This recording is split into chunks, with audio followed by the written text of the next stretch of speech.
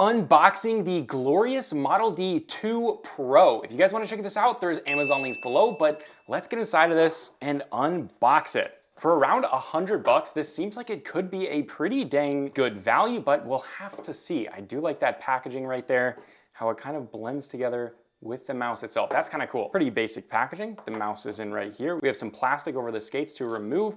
I don't love this skate design. The skates here do seem like they might cause some more drag. You have the power button on the bottom, looks like a DPI LED, and then pretty basic. We have the two side buttons. Let's see how they feel. Oh yeah, not much travel. The back one has a little bit more travel, maybe. No, maybe not.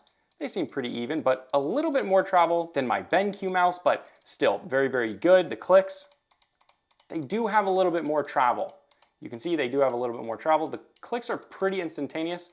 Not quite as good as BenQ, but overall the clicks are very, very good. The scroll wheel sits pretty low. I do prefer it to be a little bit higher, but not a big deal. The middle button, nice click, and the mouse wheel has a nice click. Overall, in the hand, this feels better than previous glorious mouse that I've used. Typically, sometimes they have some creaking, and here it's solid, especially for a lightweight mouse. This is impressive. It does feel like, you know, a shell of plastic and nothing else, which is exactly what you want for a lightweight mouse. Also in the box, it looks like we have a 4000 hertz dongle, which is very cool. Rubber on the bottom, and it says 4K, so I'm assuming that's a 4000 hertz polling rate, which is cool. Then let's get to the cable. We've got an ultralight design with that kind of flared out that fits into the front of the mouse just like that. That's kind of cool, fits in there nicely.